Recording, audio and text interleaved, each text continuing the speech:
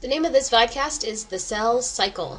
For those of you who'd like to keep track of where we are in your textbook, this is Chapter 9 of your textbook, but just make sure you put the cell cycle as a heading in your notebook. Okay, when we talk about the cell cycle, we're talking basically about the production of a new cell from one old cell. So we're talking about what's called cell division. So just like humans have a lifespan, where we're first little babies and then toddlers and adolescents and teenagers, and then when we get to adults we might reproduce, cells are the same way.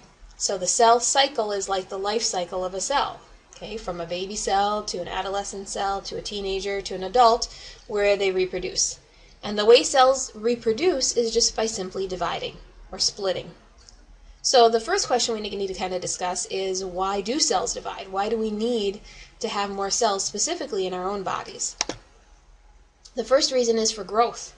If you're going to get bigger as an organism, your cells don't get bigger and bigger. Instead, you make more and more and more cells.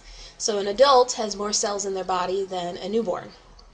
An example of this is here a picture of a sand dollar embryo. It's been fertilized, and so now it's starting to split into 2 cells, which will eventually split into 4 cells, which will eventually split into 8 cells, and so forth and so on. We all started this way. Okay, once the sperm and the egg formed an embryo, we started dividing into many, many cells, and that's how we grew. Second question, or second answer to why do cells divide, is for repair. Okay, oftentimes cells in our bodies get damaged, and they have to be fixed. Some organisms have the ability to regenerate different parts of their body. Like you've all heard of the lizards that can lose their tails and grow them back. Sea stars can lose an arm and grow them back. That's all through cell division, by making new cells. In our bodies, we may have skin that needs to be mended if you have a cut or a scratch. Blood vessels, if you've been cut or scratched to the point where you're bleeding. Bone, if you break a bone, we heal those bones by making new cells. So all of these different repair functions take place because the body can make new cells to fix those things. Your skin cells are constantly being sloughed off of your body, especially in the winter this time of year when it's really dry outside. You're losing lots and lots of skin cells every day. So those need to be replaced by the body, and again that happens through cell division. This is just an example, again, of a picture of an actual cell doing repair. These are bone marrow cells that are going to be giving rise to new blood cells. Your blood cells typically only live, 180 days or so. And so in order to make new blood cells, your bone marrow has to constantly undergo cell division, or splitting cells in half to make new cells for that blood. Alright, this should be number 3 actually, so let's fix that real quick. Third reason why cells divide. So let's go cross that out. Number 3 is reproduction. Now, we are organisms that go through sexual reproduction, and we're all familiar with that. This is not, though, the actual act of having sex or intercourse, which you study in health class. This is a little bit different, so we're going to start there. And then we'll go back to asexual reproduction, because that is the one that we're not as familiar with, because that's not what humans do. So in sexual reproduction, all we're saying is that in order to produce babies, in order to have offspring, there is a combination of genetic material. Okay, so we have 2 parents, a male and a female. The male gives sperm, the female gives an egg. They combine that genetic material in that sperm and the egg, and that creates a new organism. And again, in order to make that sperm or egg cell, we need to go through cell division. So in order to make those special sex cells, the body has to go through cell division. Most plants and animals do go through this process. Now, you don't think about naturally plants having sexual reproduction, but according to this definition, they do. There's male reproductive cells, like pollen, and there are female reproductive cells. In the flowers, usually there are ovaries that have eggs, When the pollen from one flower lands on the eggs of the other, then they make seeds. And that is a genetic combination of material, so it's considered sexual reproduction. Okay, now let's go back to asexual reproduction. So this one is the one that's a little bit different. Like I said, one we're least familiar with. In this type of reproduction, offspring can be produced or is produced by one parent. So it's not a genetic combination. In fact, this is kind of like a clone. Okay, they're genetically identical to their parents because it's just one cell splitting into two. That makes the baby cell. Okay, we don't have any genetic mixing of material. In fact, in bacteria, which is one of the examples, this has a special name. It's called binary fission. Fission, if you've heard this, hopefully in your physical science class, is the splitting of something. So that makes sense. Binary just refers to the fact that you end up with two cells once this is done. So one bacterial cell will split into two through binary fission, and it's reproduced. That's all it is. So again, this is cell division occurring for the purpose of reproduction, making new cells that will then grow and mature and make their own new cells.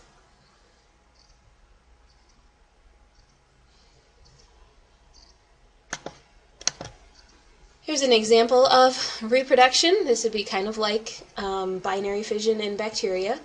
This is an amoeba, which we've spent a lot of time looking at under a microscope and talking about. Remember, they're protists. They have a nucleus. They are dividing through binary fission, as I said, into two new cells. So this whole amoeba was once one cell, and you can see where it's starting to split down the middle, right here, into two new cells. And again, each cell will be an individual organism. So it's not like the parent cell dies and the other one lives. We go from one cell to two cells, and they both survive.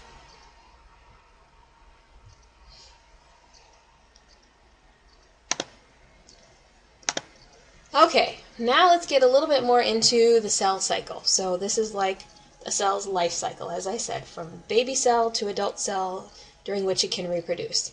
The cell cycle actually has two different phases. The first one is for growth and preparation. So kind of like before we're adults, we just do a lot of growing, a lot of learning. Call this phase interphase. So this time period of growth and preparation is called interphase. That's the first phase of the cell cycle.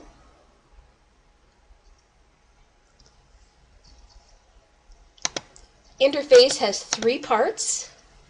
So you can see these are A, B, and C, so these are part of the first phase. Just kind of like all that time period before you're an adult is broken up into phases also. Newborn, adolescent, teenager. Okay, so these are what happens during the different parts of interphase. The first phase, or first part of interphase, is called G1, or gap 1. That's just when the cell grows and develops. So it gets bigger, it makes some more mitochondria, makes some more ribosomes, just kind of developing and turning into an adult cell. This takes up a lot of time in a cell's life, this growth and development. After that, then, comes the S phase, or synthesis phase. This is when the chromosomes of the cell, which is where the DNA is, actually make copies of themselves. The chromosome copies are called sister chromatids. This is going to be your first introduction to this type of vocabulary, so I want to make sure we kind of take this slow and make sure you understand these things. I'll show you a picture of this in just a minute. But the terms here, sister chromatids and centromere, are really important. We're going to be using those a lot. So remember that the chromosomes hold the DNA of the cell, and we make a copy of that DNA, and those copies are called sister chromatids, and each sister chromatid is connected by a centromere. Again, I'll show you a diagram of that in a minute. Alright, that might not be completely clear right at this second, but we'll get to that. Finally, the third part of interphase is called G2 or gap 2, and that's when the cell makes something called centrioles. Again, another new word. We will get to those and what they do eventually. Okay, so we're going to throw out a bunch of vocabulary at you here. We'll gradually explain it as we go along.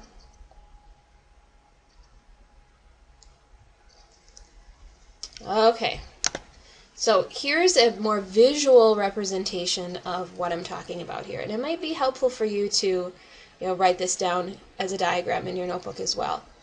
So what we've got going on is the chromosomes, remember, have the DNA in them. So this is an actual photo of what a chromosome looks like. And you can see it looks kind of like fuzzy-like. That's all the DNA coiled up into that chromosome. Okay, but this particular chromosome has already been duplicated. Normally the chromosomes just look like this. Okay, just one little stick of DNA. Alright, so first of all, we said in synthesis, those chromosomes, those little sticks of DNA, make copies of themselves, and they become sister chromatids. You see how there's now two little sticks of DNA? Okay, there's a copy, and then there's original. Those little sticks of DNA are called sister chromatids. And in the middle, kind of pinching them together or holding them together, let's see, let's do it in green. Right in the middle here, and in the middle here, is what's called a centromere. Okay, that's what sticks the copies of the sister chromatids together. Okay, to make sure that the copy stays with its original. Alright? Eventually, we're going to separate those sister chromatids, and we'll talk about that later. But where we stopped at gap 2 of interphase is right here. Okay, we've now got copied sister chromatids, so the DNA has been doubled.